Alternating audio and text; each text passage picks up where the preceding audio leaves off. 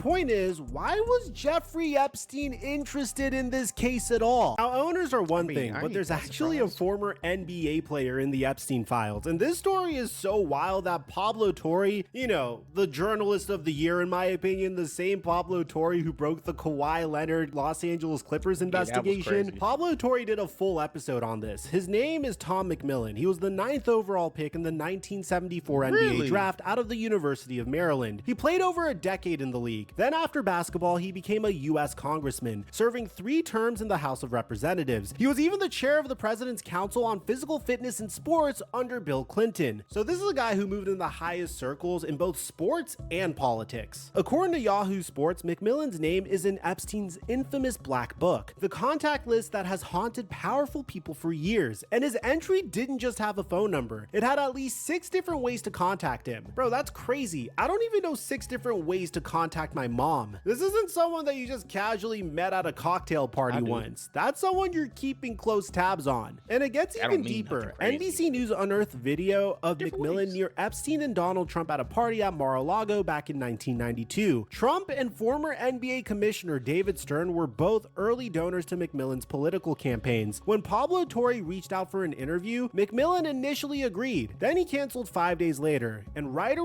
gotta grease them hands.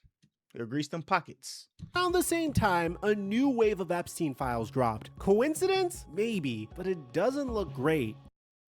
Now here's where it gets really disturbing, because Epstein wasn't just rubbing elbows with owners and businessmen. He was keeping tabs on players as well, and the player whose name kept on coming up is Kristaps Porzingis. Front Office Sports reported that in 2019, Epstein emailed one of his associates asking whether they had a good investigator to deal with the rape allegations that had been made against Kristaps Porzingis in New York. Now let me be crystal clear here. Kristaps Porzingis was never charged with anything. The allegations were largely discredited, and there were strong signs the accuser was attempting extortion. The FBI was actually investigating the accuser for extortion before the allegation even became public. But that's not the point. The point is, why was Jeffrey Epstein interested in this case at all? Why was he asking for investigators? Zonal Sports Analysis suggested that Epstein kept close tabs on cases of involving young athletes to create opportunities to exert pressure or build what they called goodwill. Think about that for a second. A convicted sex trafficker was monitoring sexual assault allegations against NBA players, possibly to use that information as leverage. The man was trying to build a network based off of blackmail. And remember, at the time these emails were sent, I mean,